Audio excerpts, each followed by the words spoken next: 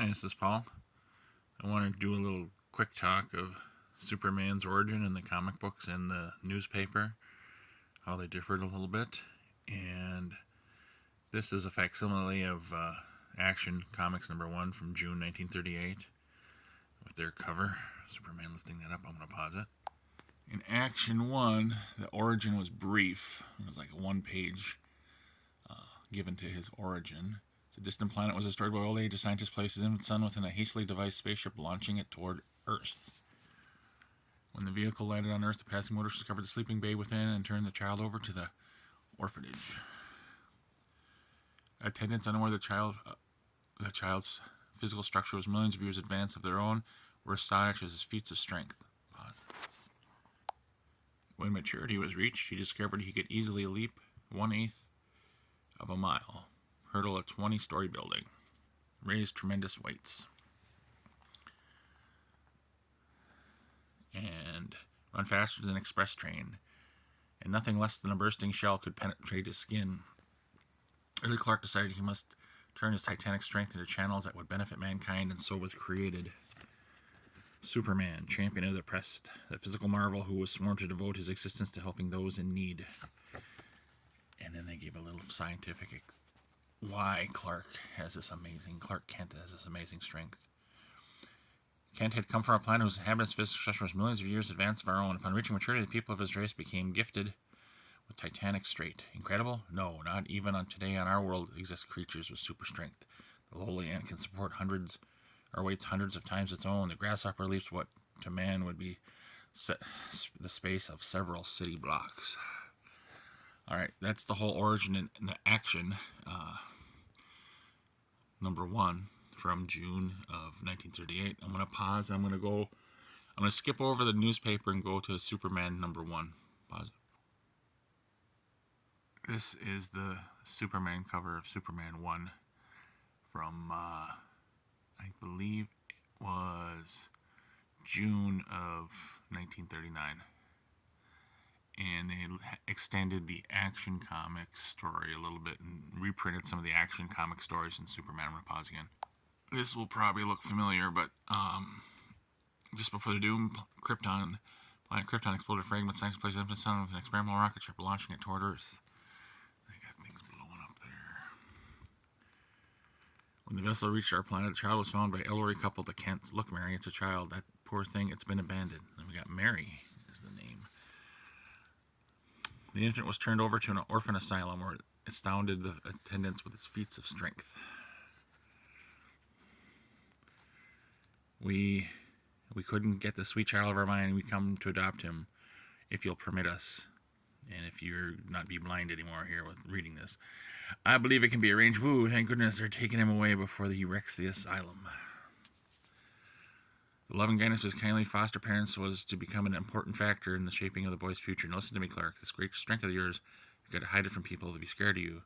But when the proper time comes, you must use it to assist humanity. Pause. As the lad grew older, he learned to his delight he could hurdle skyscrapers, leap 1/8 of a mile, raise tremendous weights,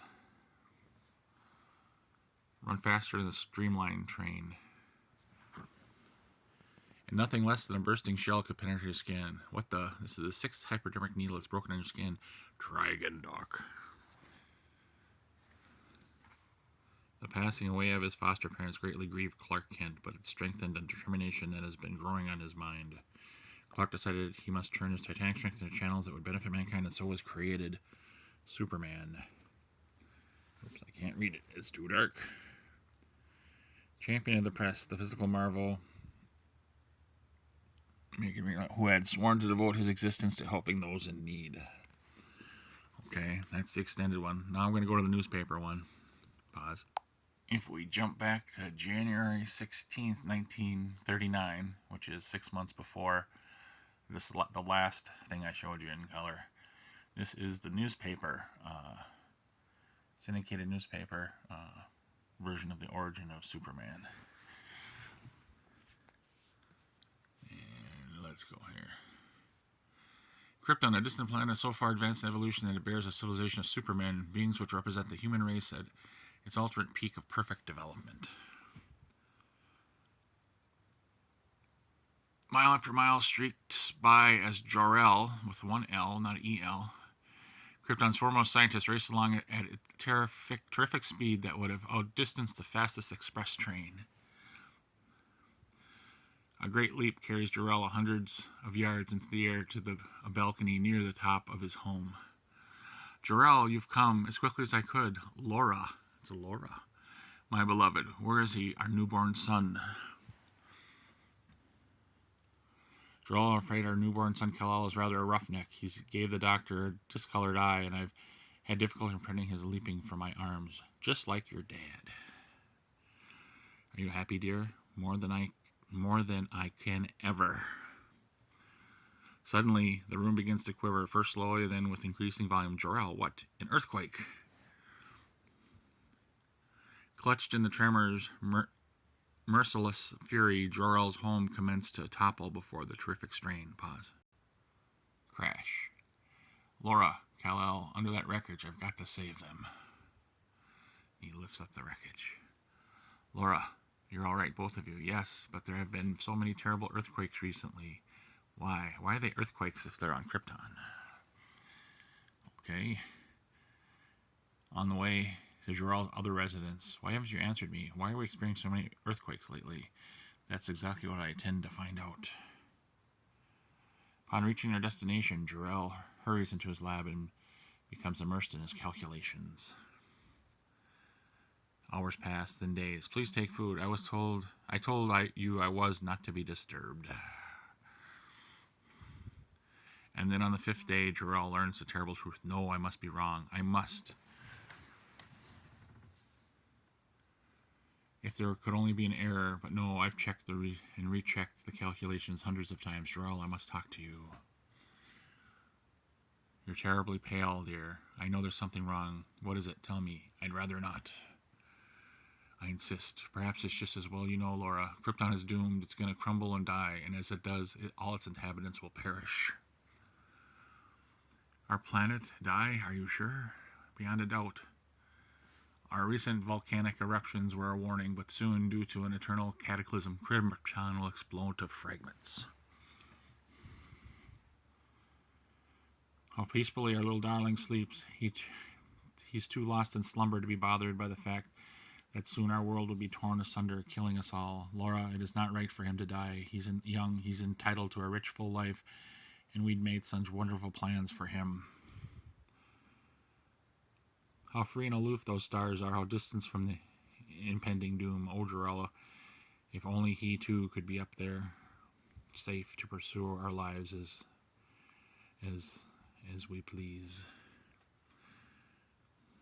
Let's see. If we too. Laura, you struck upon a solution. I've what? Up there among the stars, there lies our security. I'll build a ship, an ark of space. We'll transport our planet's entire population to another world. Then, by all the powers, let Krypton glow itself to eternity for all I care.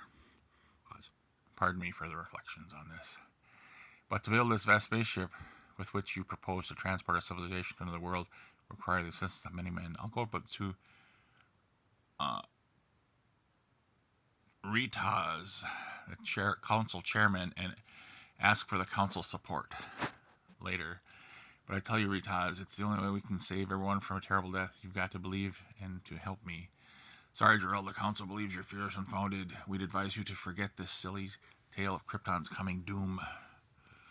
You saw the council. They laughed at me, doubted my sanity because of their stupidity. A world will die.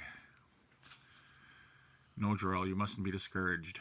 With or without the council's assistance, you must build this space vessel. Well, at least you and little Kal-El believe in me. Months follow, months in feverish activity as Jor-El pits his mighty brain against the numerous obstacles to interplanet travel. Then I finished it, Laura. The model space flyer is ready for the trial journey. That's grand. As you see, it's really nothing but a mere toy, but should its automatically guided flight to Earth become successful, I'll commence to construct a giant ship at once. The planet Earth?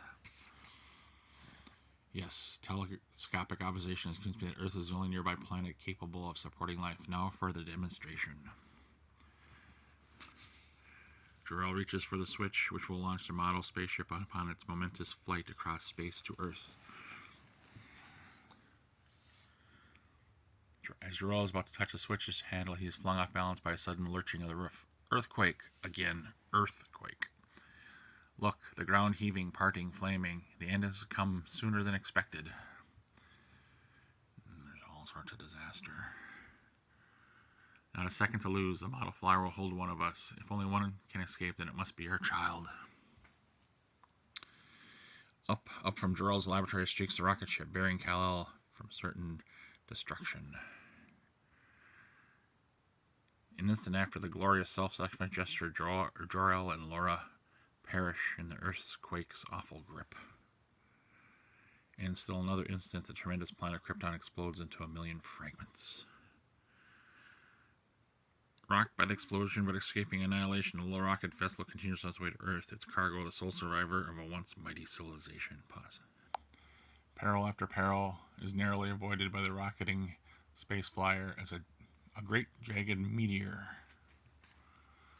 The gravity of a giant sun almost draws the vessel to a molten death. Safety appears to have at last been reached, and when it finally streaks down into Earth's atmosphere... I might have to bend the page a little bit. But due to friction in the air, the ship takes fire upon landing. Hungry flames creep greedily toward the tiny sleeping passenger. The sleeping babe is rescued from the burning spaceship by a passing motorist and turned over to an orphan asylum. Good heavens, it's a child. Attendants unaware of the child's physical structure has millions of years of advance of their own. They are astounded at its feats of strength. This is repeating some of the other stuff that we had here. When maturity was reached, Clark Kent discovered he could easily leap 1/8 of a mile, hurdle a 20-story building, race to minutes away, run faster than an express train. Nothing less than a bursting shell could penetrate his skin. Early, Clark decided he must turn his Titanic into channels that would benefit mankind, so was created Superman. Champion of the oppressed, the physical marvel who had sworn to devote his existence to helping those in need. Okay. That's the story, the origin from the comic. Oops. As I'm going crazy here, sorry. Just want to flick on something here. Later on, they put an EL at the end for Jor-El and had Laura instead of Laura, and had Jonathan and Martha for the parents instead of Mary. And I don't know if they gave the name of Jonathan. I think it was something else, Eben or something like that, possibly. But anyway, I thought I'd just show you that stuff. Hopefully this turned out okay. See ya.